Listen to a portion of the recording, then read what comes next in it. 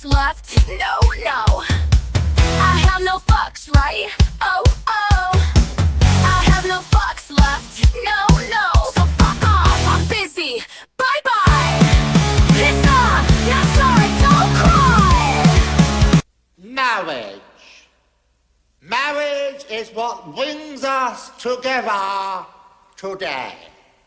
Marriage, that blessed arrangement, that dream within a dream. I have no fucks left. No, no. I have no fucks, right? Oh, oh.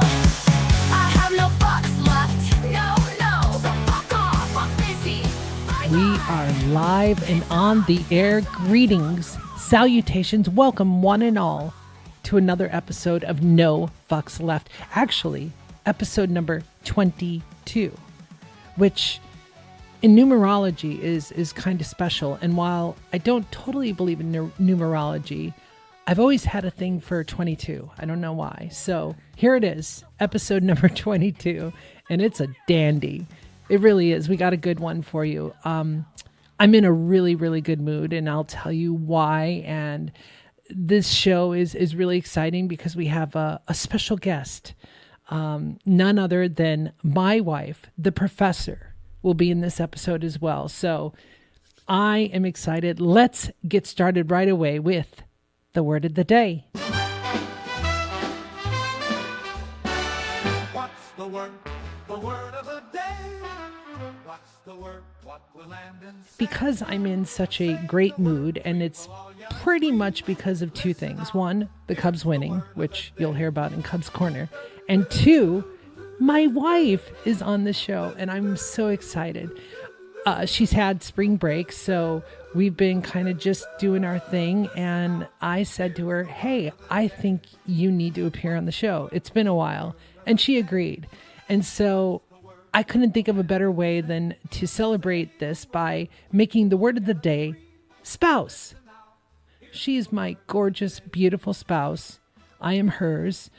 Isn't that a weird word too, spouse? It just seems weird to me. I don't know. But at any rate, she's my spouse. She's my bride. She's my wife, and I love her. And I think we say the word spouse quite often because you'll hear we play a game. So it's perfect for it to be the word of the day. So spouse is the word of the day.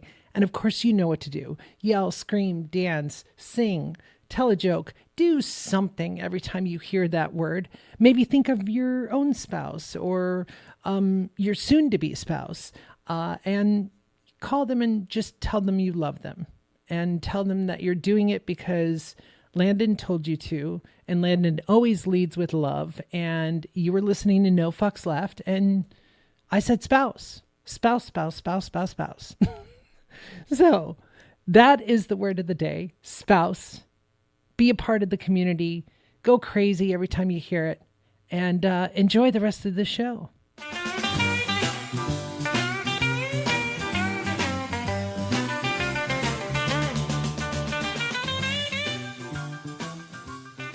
And we're back.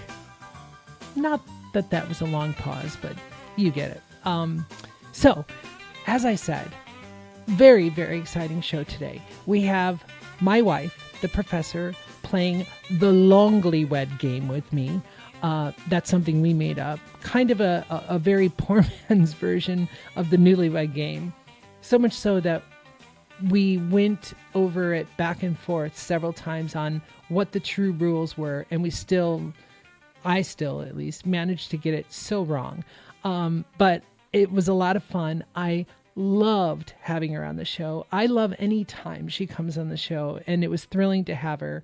We're right in the midst of her spring break, and so we just spent a little time and played a little game, celebrating our love because she is my spouse. There it is, word of the day. And yeah, it was really, really fun. So you have that.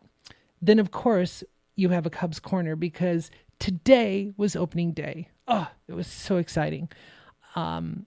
Just all day, I could just feel it. It was such a great energy. And the Cubs won.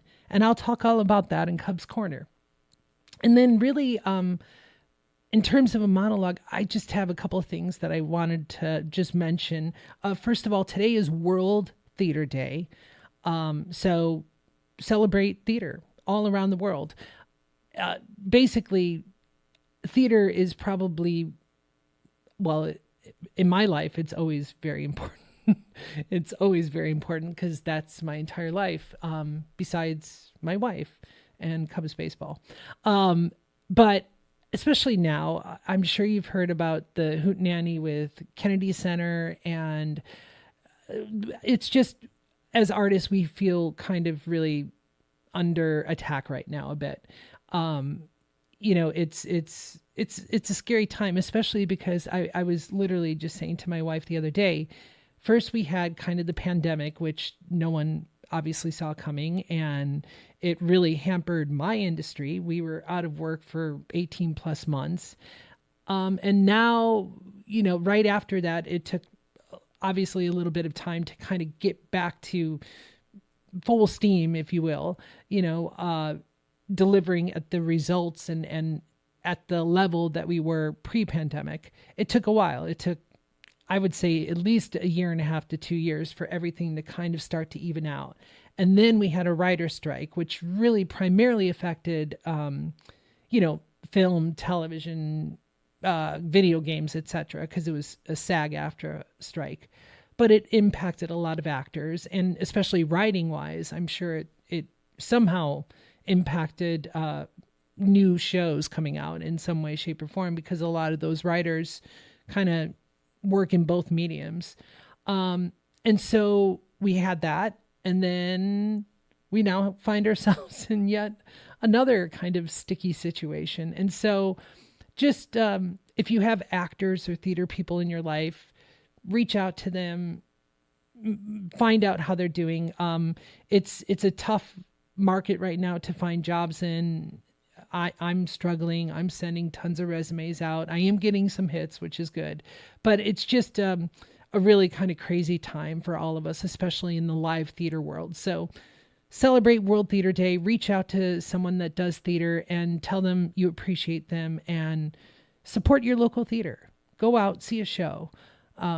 My wife and I were watching TikTok, and there was this lady who said, hey, there's a high school by me that's doing a show that I really, really want to see. Is it weird for me to go even if I don't know any kids in the show? No, that's not weird at all. Like, I'm sure they would love that.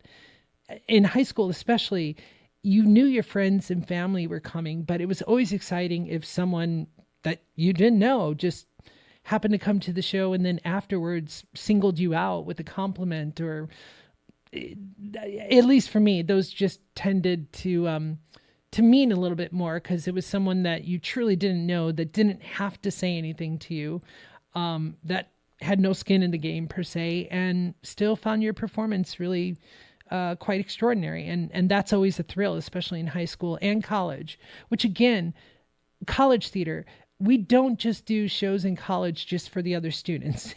We do them for the community that we happen to be a part of, for the region. And there's a lot of great college theater out there. I mean, some of these college programs are as good, if not better, than some regional theaters, dinner theaters, professional theaters, what have you.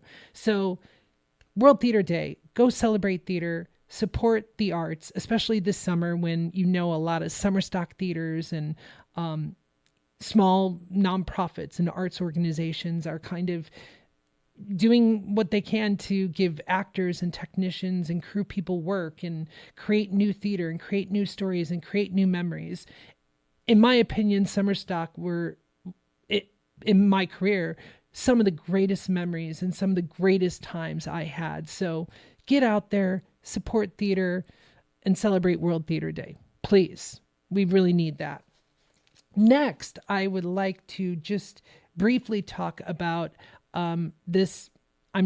It's not politics, I promise you, and I even promise my wife I'm not going to talk about politics. I just want to call your attention to something called the SAVE Act. The SAVE Act. If you don't know about this, I'll put a link in the program notes of this, so you can kind of go to the government page about this and truly take it all in. But this is something that should be on everyone's radar. I believe the Senate is voting on this next week, or it's moving ahead in the legislative process. So just please do yourself a favor, look up everything you can about the SAVE Act, and then do what you can to get involved in that regard. And then lastly, I want to just say that on March 31st is Trans Visibility Day. And this will be, for me, the first Trans Visibility Day where I actually get to celebrate, where I am visible. Again, if you've stayed with the show or have tuned in before, I even last Trans Visibility Day was in the midst of my transformation, but I was not out publicly at all. Only my immediate family knew. And so I still really, as I was experiencing these firsts, undergoing my medical transformation and being in the midst of all that, I still wasn't fully able to celebrate. I didn't participate in Pride last year. I didn't participate in Trans Visibility Day, although every year I obviously call attention to it. I've always been an active member of the community, an ally, if you will.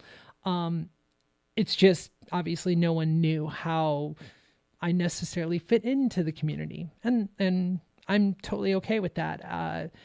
Again, to all of you that want to be an ally or that are an ally, we need you and we thank you. And especially on Trans Visibility Day, if you have someone in your life that is brave enough in the midst of everything that we're going through as a community, brave enough to declare who they are and put themselves forward, give them some extra love, because it's not easy.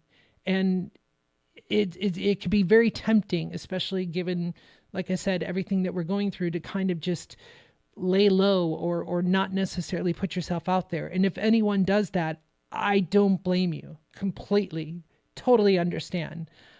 I think I'm a little bit more forward with everything because I'm trying to, as I've said before, demystify this. I'm trying to show everyone out there that I'm just another human being that loves the Cubs, loves people, loves her wife, loves theater, loves being an artist, loves animals, and just I'm just a good human that is just trying to live and do my thing.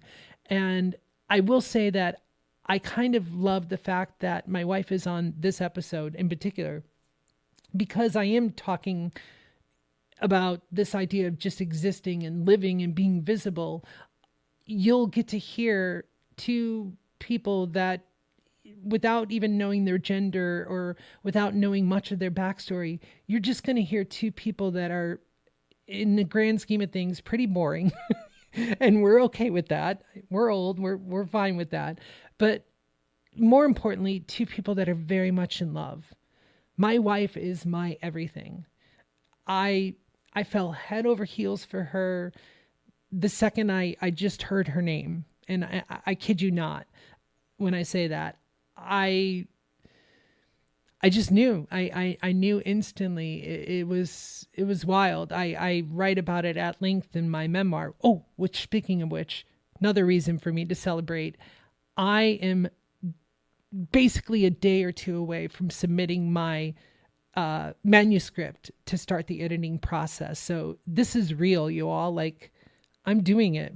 I have a memoir that I have finished and most likely will be published, and I am ecstatic about that. There are just so many good things happening right now that it's kind of crazy, the duality of how I go through life every day. I'm trying to find the optimistic, positive things to be really excited about. Today it was opening day, and the fact that my wife was home and I knew we were going to record together. I have been lining up amazing guests for the next several months, so that's been exciting. I have had, like I said, some nibbles and some jobs and going to do some interviews coming up again, which is always thrilling and exciting, at least for me. So there's just been so many excellent, wonderful, beautiful things happening in my life. And then I have to drown out all the other stuff. And luckily with baseball and with my wife and with theater and with doing a podcast, that hasn't been too difficult. But at the same time, balancing that duality can get a bit precarious.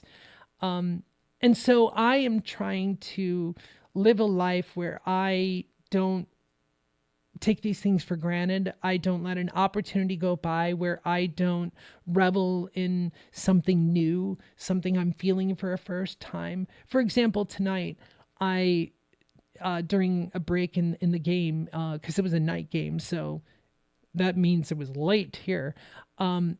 So during the break of the game, I went into the bedroom where our beautiful dog ZuZu was laying. Now enjoys laying on our bed when we're not there, which is fine. And I just was hugging her and just kissing her and loving on her.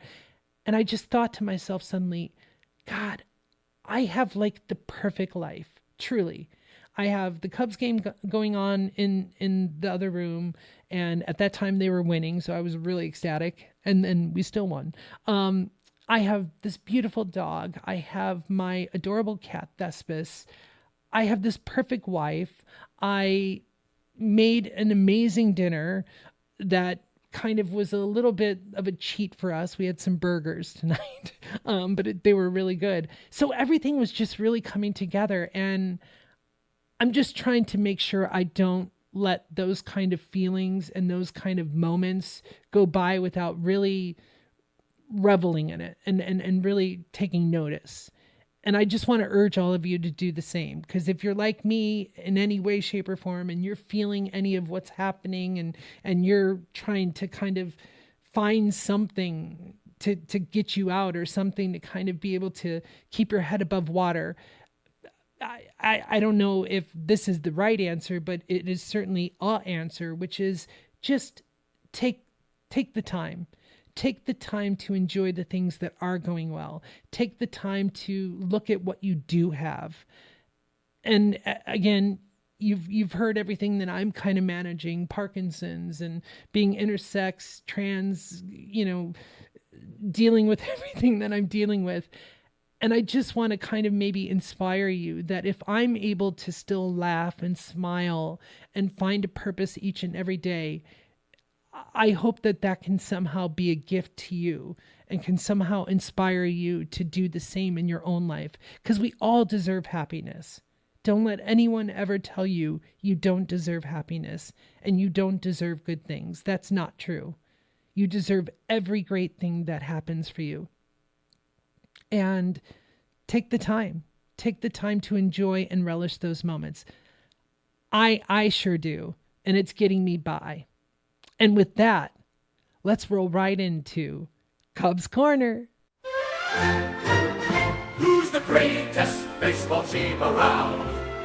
Who is the team that gets all the others down? It's easy and forgive me if I boast as I say, it's the Cubs, Cubbies all the way. Welcome to Cubs Corner. When I say I was excited today, I think that is an understatement. I have been counting down the days to today, opening day 2.0, or as everyone in Cubs world said, the domestic opening day. I have been counting down the days, as you know, because I've mentioned it here too. And today was just so electric. I woke up, I saw MLB Central for the first time since their last episode at the end of the season. I love D-Row and Roflo, and Lauren wasn't there. She was doing March Madness games, but it was just so great to see them on my television screen again. And then it was a great day. The sun was shining here. My dog got to play outside. We recorded the segment, the game that I told you about with my wife. So everything was just clicking. It was really great. I got to see different games start today and different moments. And the first moment I want to point out, not even necessarily Cubs related, but Tyler O'Neill. This guy just did a feat. What's crazy is I've seen almost all of his home runs that he's hit. So let me tell you, he has now hit 6 home runs in 6 opening day games in a row with 3 different teams. He started on the Cardinals. He was on the Cardinals. Then he went to Boston Red Sox last year. That one I saw live, that home run. And then I watched his first at-bat today because he's now with the Baltimore Orioles. I watched his first at-bat today, was hoping it would happen right there. But then I was shocked to read like an hour later or something that he had done it. And I was just like, oh my God, holy shit. Like that's a really cool kind of record and something I don't know that will ever happen again, or, at least not for a very long time. 6 home runs in 6 opening days. That means you have to be healthy to be able to do that every single time. That means you had to have made the team too. Because when you're, as you know, if you pay attention to baseball, if you're between teams, it's not always guaranteed you're necessarily going to be in that starting lineup. So I just thought that was really cool. Hats off to Tyler O'Neill for that. And then I just think it was a great day in baseball. There were, I think, a lot of surprises. I was surprised to see the White Sox score. And I think they're going to be sneakily really kind of good this year. I really do. I think they're going to be one to watch. I wouldn't expect, postseason per se, but I think they're going to be pretty darn good. I also marvel at Paul Skeens. I secretly hate him only because he's on the Pirates and he just tortured us. His debut in the MLB was against the Cubs last year. And then we got him kind of back to back, basically, the way the schedule worked out. And he's good. He's really, really good. And it's exciting to see him pitch. I just don't want it to be against the Cubs. So as long as he's not pitching against us, I'm a fan.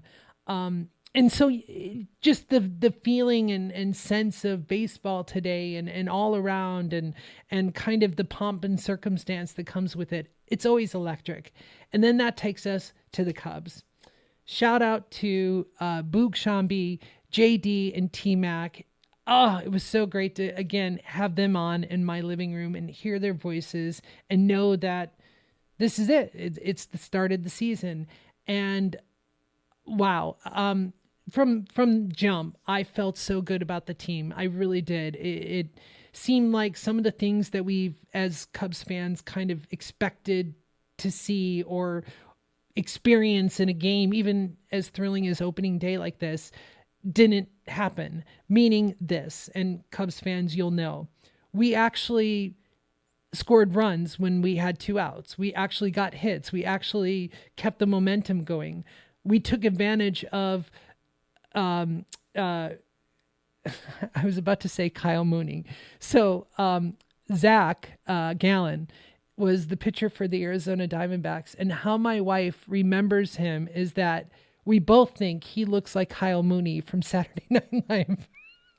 So when I said who's pitching for Arizona tonight, I said Zach Gallen, totally not expecting her to even remotely understand who that was, although she's seen him several times because National League. And she pulled out on her own, wait, isn't that Kyle Mooney look like? And I was like, yes, I was so impressed. It was so good. So as soon as I saw kind of Zach having some problems, he threw a lot of balls and was walking a lot. I thought, oh, here's goes.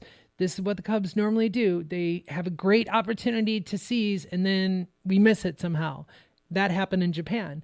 And we didn't. We actually took advantage of it. Like, yes, things were happening. Miguel Amaya, what a game. 5 runs he was responsible for, 5 RBIs. He was on fire. Ian Happ looking fantastic. In my opinion, Ian Happ, you're the captain of the team. Hands down. Oh, captain, my captain, you are the captain of the Chicago Cubs. And I've had a great experience with Ian Happ the last couple of years. Those first couple of years, he was one of those players in those first couple of years where he came up and you were like, oh God, please, please, please. And then, I was, God. All right. I feel bad for saying this, but Ian, in those early years, my wife and I would say Eon Miller constantly. And then we went to a Cubs game, actually at Wrigley Field a couple of seasons ago. And we were sitting by some diehard fans who we were starting to rap about Ian Happ. And they were like, oh my God. In the first couple of years, we used to say Eon Miller. And my wife and I turned and looked at each other and went, holy shit, we did the same thing. That's crazy. Like, of all the kind of comparisons, pulling My Big Fat Greek Wedding reference. But so that became our affectionate term for if Ian was just not necessarily doing what we had wanted. We'd be like, oh, Ian Miller. He's no longer Eon Miller. He is Ian Happ, the captain. I love seeing him play. I'm sad when he's not in the lineup. So it was thrilling to see him really just take charge and go for it. Nico Horner, he's one of my all-time favorite players. I have his jersey, and I've only had 2 jerseys in my entire life, Chris Bryant's and Nico Horner's. Now I will be getting a third, Matt Shaw. The first Shaw, at least that I knew of, that's ever been on the Cubs, number 6. I love the number, and I can't wait to get that jersey for sure. And did a great job tonight, really, honestly. It was a great team win. Everyone contributed. While Dansby had some struggles at the plate, he had a defensive play that was outstanding. Like, oh my God, unbelievable. So it was a great game and had a great ending. When things started to get a little close, we had another offensive, breakthrough. Our for the most part, our bullpen came in and they were rock steady. Nate Pearson was a little nervous about there for that inning or two that you were in, and Justin Steele was a little shaky there. I'm personally, again, I don't know a lot about pitching, but I know that for the most part, he relies heavily on 2 pitches. And I'm just nervous that because he's been in the league now for a while, and especially with National League teams, they're getting used to his stuff, that I just wonder if those things that he's really been known for in the last couple of seasons are going to be enough to get us through. We'll see. But I am excited about some of the other pitchers we have. But again, all in all, it was a great team win. It was great to have marquee television and all of those personalities that I've come to love. One other observation I want to make about the Cubs, and specifically Craig Counsell. My kind of feelings about Craig Counsell when he was with Milwaukee Brewers were very mixed. I didn't know how to figure him out, because I just thought anytime the camera would show him, he would just be kind of down in the dugout, not up with everyone standing there along the line. He always looked very frazzled and very nervous, and he'd be pacing, and it didn't seem like there was a lot of personality there. I don't know how else to say it. And so I never could kind of judge what kind of player or manager or person he was, because he just wasn't very magnanimous at all. And then the first season with the Cubs, I kind of saw a change. At the beginning of the season, he was still kind of him, and I saw a lot of the things that I saw in the Milwaukee Brewers games. But then after just even like a month or 2, he just seemed to suddenly have a lot of more personality and understood that, at least in Wrigleyville with the Cubs, like, we're all about personality. We're all about goofy things. We're all about making the game as fun as possible. And that's because for so many years, we were the lovable losers, and you needed something to entertain the troops.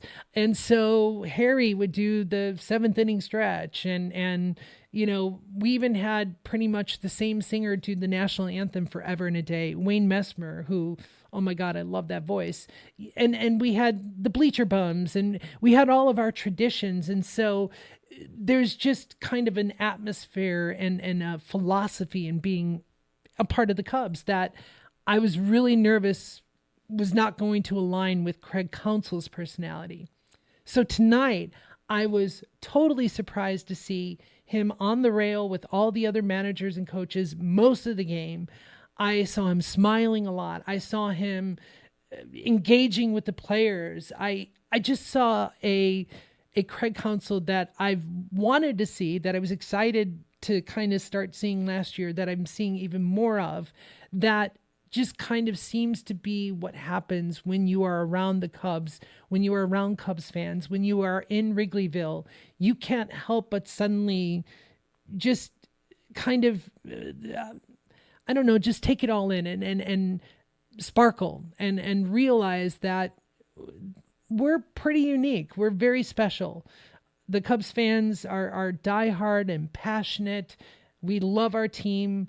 We'll go in any weather. We'll go to across the world to, see them play. It's really special. I love being a Cubs fan. I love it. It was funny. I turned to my wife tonight and I said, isn't it crazy that this game and this team can somehow transport me for 3.5 hours to a place where, especially if they're winning, where I have no cares, where I have nothing to worry about, nothing bothering me. I'm just, I call it kind of floating. And my wife will know and does know what that means in terms of like, there's another way that I can float. And having Parkinson's, I love that sense of just letting it all go, not feeling anything, not feeling any pain, not feeling anything in my mind, nothing bothering me. It's total escape. And that's what baseball season is for me. And it wasn't always like that. Early on, it was about learning everything so that I could have a talk with my dad. Like it seemed to be early on the only thing that we were able to talk about, because he didn't understand theater in my world and I didn't understand his world, but we could at least relate over baseball. And then that transformed into me really falling in love with not just the Cubs, but with everything about it, the storylines and the backstories and the individual dramas of it all. I just find it very exhilarating and just exciting on every level. If I was not in theater or in entertainment in any way, I would do everything in my power to become a part of a baseball team, whether it be in the front office or working behind the scenes, maybe even working on the grounds crew. Like I would love to be immersed in that atmosphere because I just find it so thrilling. It really is. And so I'm ecstatic that baseball season has started. I am ecstatic that the Cubs won tonight. We're now 1-2. I wish we were 1-0, but hey, they got to go to Japan and it's thrilling. And it's a good time to be a Cubs fan. I hope all my other Cubs fans are celebrating and excited about this season. And I promise you, I won't do a Cubs Corner every week because that would start to get ridiculous. But I'll just kind of touch base every once in a while and let you know where I'm thinking and where I'm coming from. But based on tonight, and I know it's early and anything can happen and it will happen, I feel good. I feel good about the team. I feel good about the season. I like the moves. Still a little nervous about pitching. We'll see what happens. That always seems to be our bugaboo. But yeah, there's a lot to be excited about. So go Cubs go. And let's hope that we definitely get some more W's between now and our opener. And at least a big old W on that first opening day at Wrigley. That's always really important, I think. So let us close this edition of Cubs Corner and take a little pause right here. And then when we'll come back, I'm going to introduce my wife and our game, the Longlywed Game. So come on back. Girls, tell me where specifically is the weirdest place that you personally, girls, have ever gotten the urge to make whoopee?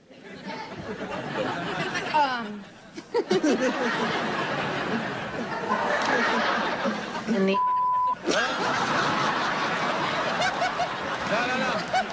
No.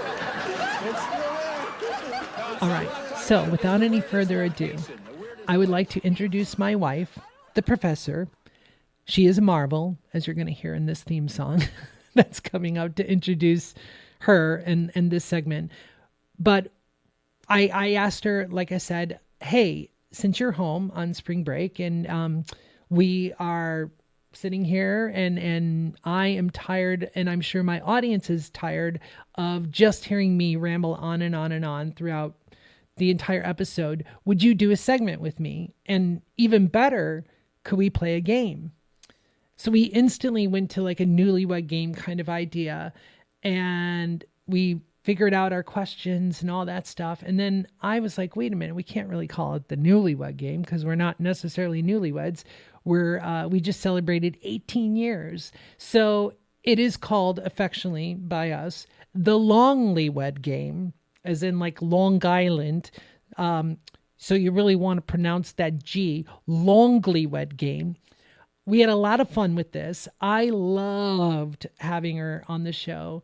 As a matter of fact, we planned on hopefully this summer doing some more segments and having her appear some more. And then AJ, by the way, we're getting together this weekend to record some segments for future episodes as well. So again, I promise you, you won't always have to just listen to me. We got new exciting interviews coming up. We have my wife joining us. We have AJ popping in. So some fun things to look forward to as we move here into spring and summer. So without any further ado, please sit back and enjoy my wife and I playing the Longlywed Game. No need to fear. Professor Marvel is here. She will help us all get smarter. She will help us all get farther. She's the professor. She's a marvel.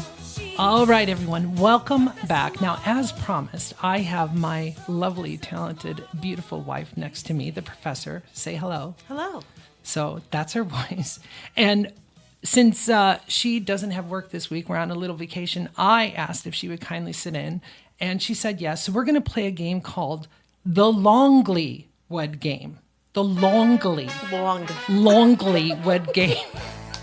Because we're not newlyweds by any stretch of the imagination. We just celebrated our, which one, dear? We've been married for 1,000 years. Yes. But in reality, 18 years. 18 and a half amazing, lovely years. So we're going to kind of play our own version of the Longlywed Game because we still can't figure out who's right in this situation. So I have prepared for us in advance 13 questions that we both are going to answer in some way, shape, or form, and then compare answers. And then we've each then made up our own 5 questions for a total of what? 18. For 18 years of marriage. Exactly. I'm with you now. All right, baby. So this is the professor and Landyn. We are about to play the Longlywed Game on our own. No host. Number 1 question was, first question, what was your spouse's first impression of you? Now, I'm going to answer first, just to kind of kick this off. I'm going to say that you thought about me that I was talented. I did. I thought you had a voice like butter. And I also wondered why you were wearing a jacket in July. All right, so now you're going to ask Okay. What was your first impression of me?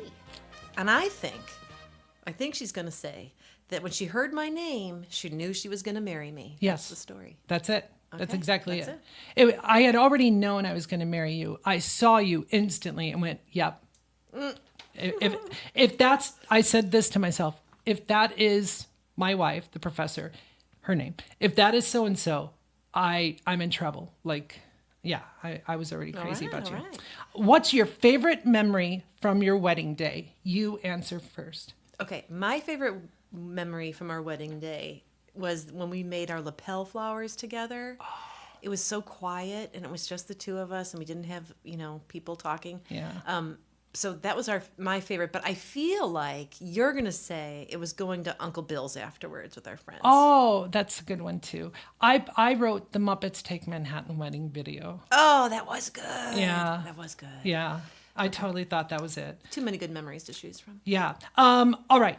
Who is the this is a big one. Who is the most competitive? I think you're going to say me. Correct. Okay.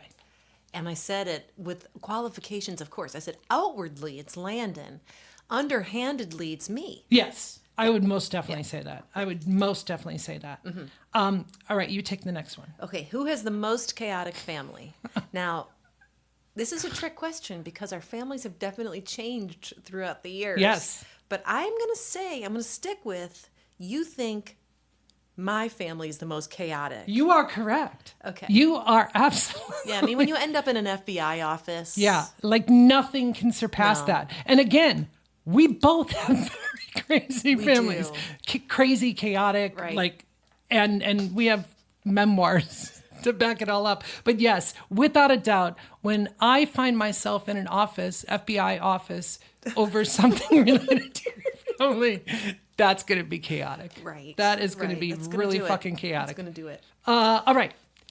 This is going to be good. So on this one, I want us both to answer because I want you to think what mine would be. Oh, yeah, okay. So I would say that Landon's superpower is getting the discount for poor service. Not only maybe getting the discount, but getting free stays, free coupons, a free visit. You bet. I mean, you name it. All right. And then my wife's superpower is, and this is outstanding, is that she knows how to not mischievously manipulate people. Like you have a superpower that your kindness becomes your ability to have an outcome that you want, right? Yeah. Yeah. You like to Sometimes. control the outcome if you can. Yes. At least at home, for sure. You most definitely want to control the outcome here. All right. Yeah. So I thought that was your superpowers with that. Yeah. You're able to Don't do tell that. anybody. Shh. No. Okay. And we'll both answer this one too. If money is no object, what United States city would they want to live in? I'll answer that first. And I just want to make a caveat that we're not taking into consideration like politics, anything at all. Just where would you want to live? And we never really talked about this. I put Naples, Florida, so you could be close to your best friend Aw. and that's a live near good the one. beach and the ocean. And That is a good one. yeah. Okay. I was thinking of you. Right. Yeah. And I put down New York City because Oh, that's yeah. where the work is. Yeah. And- Yeah. And then I thought you might say, just so you know, because I wrote two, so I wanted to say that one I too. did too. Nice. Okay. I thought you might say Colorado. I did write Colorado. I did. I said if we're I said for work it's New York City. However, if we're gonna not be working and just doing our thing, it's definitely somewhere in Colorado. On our homestead. Right. Yes. And I didn't put a city because No. we think of the whole state As our whole homestead. Right. All right, cool. Yeah. That was really good. Okay, this one's going to be funny too because I have no idea what you were going to put. Your spouse has the day off and an empty house. How do they spend the day? Okay, first of all, she is cleaning for whatever reason. She is cleaning something. Probably didn't even need to be cleaned, but here we are. And then also watching anything to do with the Cubs. Yes. Hopefully there's a Cubs game, but if not, there will be talk shows about the Cubs, some kind of podcast about the Cubs. I don't even know, but something about the Cubs. And I probably wouldn't make a really elaborate dinner either because No. I'd just be so like, oh, it's only me. You'd have girl dinner for yeah, sure. for sure. Okay. All right. So for you, this is what I put. Okay, for I've you. got some things down that I expected you to put, so Okay. I'm going to check Say them it. off. Say it. Okay. No, say it. I want to hear. Napping. Yes. Okay, good. Playing a game on my phone. Oh, yeah. Okay. Yeah. Watching TikToks. No, I didn't put that. Reading. Audible. Well, yeah, Okay. my books. Yes. My books. I put napping and audible. With that, I done. Yeah. Aren't we a perfect duo? We are. It's We're sometimes- all alone in the house. You nap and I clean. That's right. It's perfect. Well, It's perfect. I agree. What is your favorite dessert? I know this one. Oh, I got cannoli. it down. Cannoli. Take the cannoli. Yep.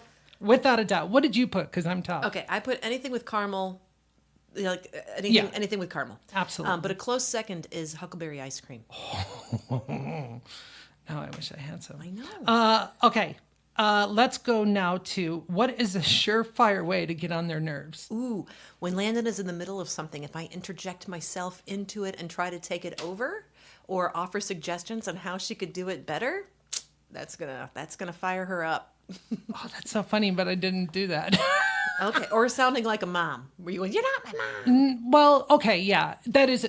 I thought just in general, if you crunch loud in my ear at all, period. Like we don't. Yeah. I was it's- thinking about it's the over. times when I say, should I just go sit down? And you say, yeah, go sit down. And then, and that's only lately. And then for you, I put a surefire way to get on your nerves: invade your physical space. Oh, yes. Oh, yes. Go in for a hug, talk close. If you can feel their breath, like Oh, Yeah. death is upon us. yes. And again, it doesn't matter who you are. It doesn't matter. All right, this one's going to be fun. Complete the sentence. Not many people know it, but my spouse is really good at blank. What did you put? I put down for you cooking. Yeah. I had no idea you were such a I good didn't either. cook. Oh my gosh, she makes the best dinners. I didn't So either. good. Thank you, every plate. Okay, I put 3. Okay, because I'm really impressed Well, by I all am of these. multi-talented. No, you really are, and I'm very impressed by all of these. So I'm going to cheat. Okay. Car repair. Oh, Like you are wicked smart at car repair. Painting. painting. I Yes. put painting. Painting rooms in the She house. is amazing at painting rooms. Like, I mean, Yeah. I mean, needless to say, she has to do all the painting because I have Parkinson's, and that is But- not a good go. But I'm good at it. But she's I think really, I'm good. really good at it. And then I put drywall. You're really good at drywall. I am good at drywall. You are really good at unfortunately. it. I know. Yeah. Like ridiculously good. My first house, we basically took out almost all the drywall and replaced it ourselves while my dad supervised. It was so not fun. But now I can drywall your house. You can drywall like a mother. Mm-hmm. All right. Last one of our shared questions Mm-hmm. is, oh no, there's 2 more. Sorry. If you won the lottery, what's the first thing you would buy together? Oh, a new house. An RV. So I would, yeah. Oh, that okay. counts. Yeah. Yeah. That could be our house because we've talked about Exactly. that. Right. Exactly. So RV. Right. What did you think I was going to put? I thought you were going to put a new house because you always complain about this house. Yes, but I wouldn't want to win the lottery before that happens. Like I was just thinking, if we win the lottery, what is something we'll never ever own? I was going to put a theater too. Oh, yeah. Yeah. But definitely the RV is on the list because Yes. the goal here is to get rid of the house and to travel the country. Oh my God, and yes. See it. That would be amazing. And the last year question: what is the thing they're most likely to end up in jail for? And I had thought of you. So, what is the thing you're most likely to end up in jail for? I put, again, 2: road rage or defending Emma. Yeah, I put my mouth, which is, I also wanted to put road rage, but I figured it was the same thing, kind of. And then also protecting any kid. Yeah. I will go to jail Yeah. for any kid. Especially yes. ours. Especially, oh, well, yeah. And then, did you write down an answer for me? I What do you did. think? I What? had 2. I had 1. This is not funny answer. Oh no. Being trans. And then the actual. You know what? I did think of I that. know it's sad, I know. but it's true. I got to say know. it. And then also the real one. I thought, okay, you would definitely go to jail for protesting, civil disobedience. Absolutely, Oh, you're first in line. Yeah, without a doubt. We did miss one. What? Oh. What is the name of your spouse's favorite store? This was a Oh hard one yes, for me. yes. That was a hard one for me too. What did you put? I put down for you. Yeah. The Cub store at Wrigley Field. Oh, yep. I did. I got Yep. it right. Yay! Without a doubt. Yes. We could yes. spend more time in the Cub store at Wrigley Field than actually the game takes. Oh my God. Yes. Yeah, it's- Oh, and then It's not even a big store. so then I cheated on you again. I put 2. Okay. And I don't know that they're necessarily stores. One was Temu, Be buying things up too. and the other was Amazon. Oh God. And it's not even that you buy a lot for No. yourself. You just like you'd be lost without Amazon with work. I and do stuff. so much purchasing for work, and Amazon Yeah. is required. So- I did put though for me though my personal favorite store is any shoe store. Yeah, without a doubt. Yeah. Just get that away. was Let me fun. go in the shoe store and get away. Yeah. Yeah. Girl does not need any more shoes. I do. I need all the shoes. All right. So now we'll take turns. We'll each do our own. My first one is, what occupation other than your own would you be really good at? Me? Yes. So what would you say? Um. Or what do you think I'm going to say? What do Basically. I think? I don't know. Let me think on that for a minute. Let me think on it. I think you might say I would be well, I mean, I'll help you out because I know what you're torn on. I wouldn't say actress because Okay, you 'cause are an I'm like, actress. No, you don't are say that. in my book. You are an okay. actress. Maybe a lawyer. I'm very argumentative. I don't know. Oh, okay, What would you close. Politics. put? Oh, yeah. You'd be really, really good in There you go. politics. Argumentative works Yes, well. yeah. Okay. Okay. Your turn. Mine is about me, though. I thought we had. Okay, asked that's questions fine. about That's me. fine. Okay. Yeah. So, what do you think my biggest accomplishment so far is in this life? What's my biggest accomplishment? Oh, to I date? think Emma. Yes. Yeah.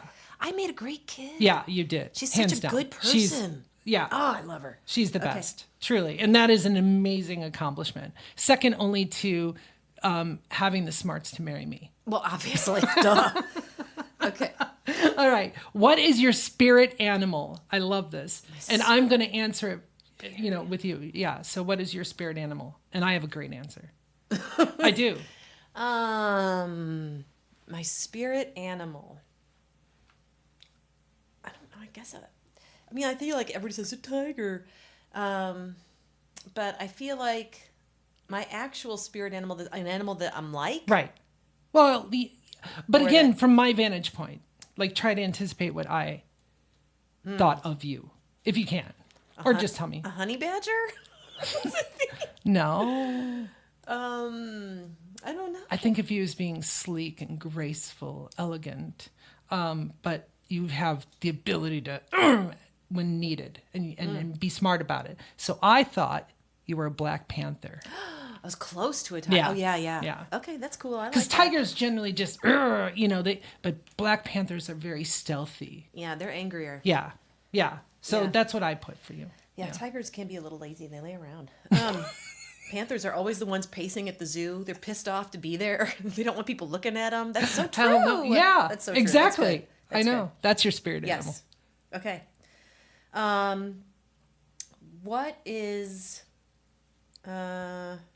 What is your love language?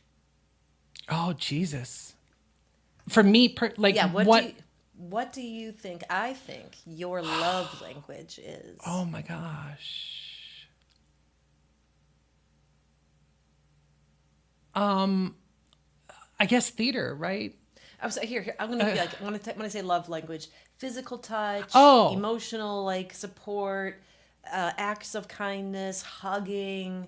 Hugging. Support. Physical connection, right? Yeah, I guess that's not what I was gonna say. What were you going to say? You're always trying to do things for people that you love. Oh, yeah. You're always yeah. doing. Like, can I make this easier for you? Can I set this up? Yeah. Yeah. Yeah. Okay. Yeah. But I wouldn't say that's my love language per se. Like if I even remotely like you or just appreciate you, I'll hug you or I'll How did we end up together? I don't know. That's weird. I know. Okay. Yeah. But it's a perfect balance. For me. Yes. Okay, you go ahead. All right. Who would play you in a movie version of your life? And I am going to say, I want you to guess what I would say. Okay. I think you're going to say Amy Poehler or Reese Witherspoon. Reese Witherspoon. Yes. Yeah, it's going I to be one did. of those two. And actually, that's a great combo. Reese can play like younger you-ish, although she's not really. No, Yeah, we're the she's same about age. our same age. So yeah, it's Reese Witherspoon. Yeah. Would play like the adult you. I would have to figure out younger you. Yeah, you And I gotta would- get yeah. an awkward, gangly child. Yeah. And I also thought of possibly Charlize Theron too. Oh, Lord. And yeah, so Okay. now your question. Okay. What's a relationship that ended for me and was quite painful? It wasn't a romantic relationship, but a relationship that ended, and it caused me a bit of pain. And you can say the name. I can? Say it. Okay, Heather. Hell yeah. Yeah. Without a doubt. How does a friend just dump you? Literally never call you again and never give an explanation why? To this day, I still feel guilty about It had that. nothing to do with you. I It's know, all her. but and let me tell you, like, my wife has two amazing friends that I love and adore, and they totally always hang out. Like, you guys are doing a trip this year, but this friend was the first friend I knew anything about. I met her, my wife really liked this person. They were best friends. We were very close. You took care of her house, like when she was Yeah, out of town and yeah. stuff. Like, yeah, you were really, really close. Yeah. So I knew the importance of her in your life instantly, more so than even we were someone tight. else that I. Right. We yeah. were really, really close. 'Cause Oh, we yeah. saw each other like every day. Every and then one day. day she just stopped calling. It was crazy. Stopped replying to messages. Didn't show up to our wedding. Like, there's nothing. Yeah. Yeah. So screw her. I know. All right. If This is just me. Okay. If you were a Chicago Cubs player, of the players you know, who would you be? If I was a Chicago Cubs player, Yes. oh, I'd be Anthony Rizzo. Yes, you would. Yeah. Okay. Yeah. God. Durr. Yeah. Riz, It we was love you, and my wife especially loves you. She calls you. my son. Yeah. You're too old to be my son, but if I had a son, I imagined he would be like you. Oh my God. And your little dog Kevin. Oh my God. Oh, I know. Oh yes. And he's soon to be a dad. He's for already real. a dad. The dad. Oh, he was is. That's born. right. That's right. I pay attention to my son. Right. You right. do. All right. What do you got? Okay.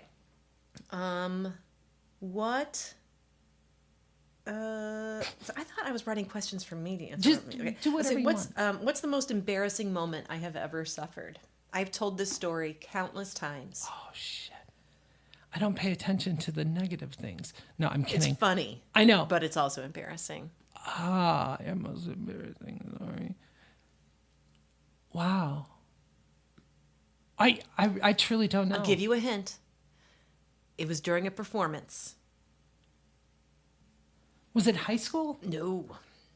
Before I knew you, but during a performance. The lights went out. I went down to grab my clothes. Was it hair? Yes. Okay. That was your most embarrassing? Yes. Wow. Set it up. Okay, so I mean, you don't have to tell all the I details. was in hair. Yes. In the early aughts.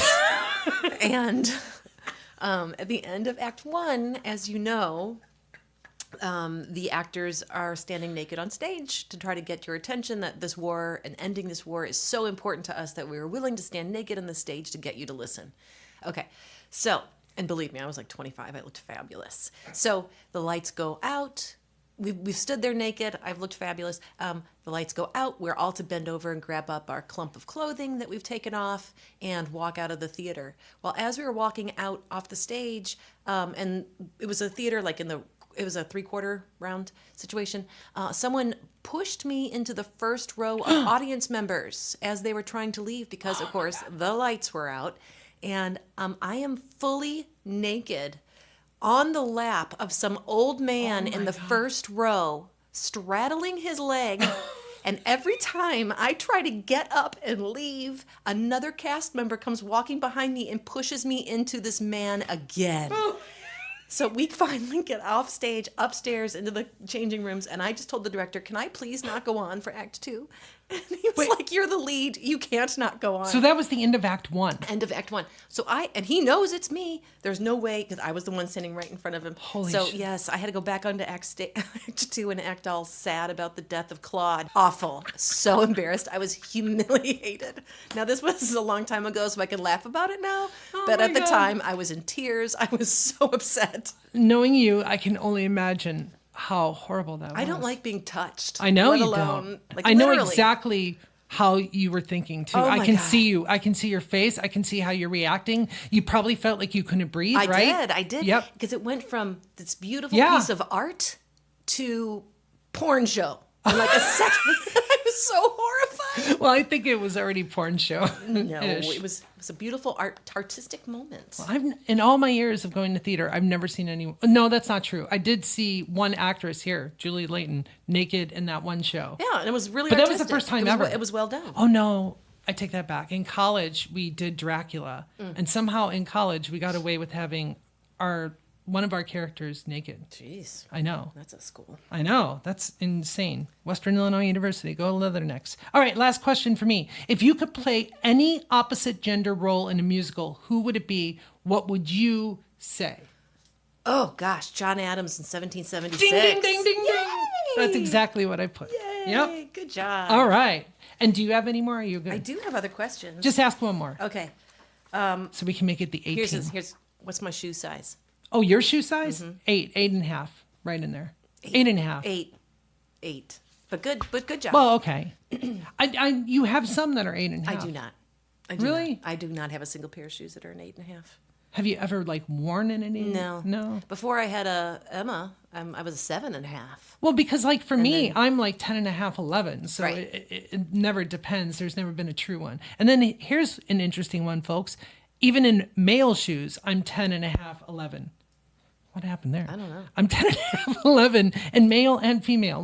That's not supposed to be, right? That's weird. Yeah. Isn't it supposed to be different? But I think you squeeze your foot into the woman's shoe a little bit. No, Maybe. no, it fits perfectly. It's so very Babe, with strange. my feet, there's no way. It's true. There's a big old kidding foot. me? If there was any pain, I don't care. Like, that's the one place I would not suffer for my beauty. Yeah. There's no way. I'm with you on that. I But think this was you're the fun. same way. Yeah. No, I will not suffer for beauty. I loved having you here. I'm so happy. Thank you for inviting me. This You was bet. wonderful. It's This been a was great fun. spring break with you. This was fun. I love you. Love you. Mwah. I have no fucks left. No, no. I have no fucks, right? Oh, oh. And I have cut. no fucks left. That is a wrap on episode So number fuck off. I'm 22. busy. Bye, 22. bye. Holy cow, 22 episodes of no fucks left. That's incredible. And all of you that are listening, I can't thank you enough, truly. So let's see, what did we learn today? We learned that I am big time in love with my wife. I adore her. And thanks again to the professor for appearing. We learned about the SAVE Act. Please, please, please watch this legislation as it goes. Figure out how you can get involved to just be informed about it.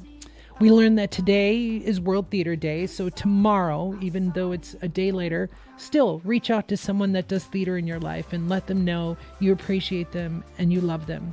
And most importantly, March 31st, Trans Visibility Day. We need our allies and everyone that's brave enough to be visible on this day. Really go out of your way to show them some love. And with that, here we go. My favorite part. Remember to take care of yourselves, take care of each other, and always, all together, lead with love. Thank you so much. Until next week, I'll see you later. Bye-bye. No, no. So fuck off. I'm busy. Bye, bye. Piss off. Not sorry. No Fucks Left is a presentation of Transplendent Media. The host and creator is Landyn Shaw. Logo and graphic design by WALLY SPENCE. Our intern and project manager is Ryan BALMER. If you'd like to interact or connect with the show, be sure to visit our website at nofucksleftpod.com. That's nofucksleftpod.com. As always, you can always click on any of the links in the program notes to find out more information about the show, Landyn, and our guests. Thanks.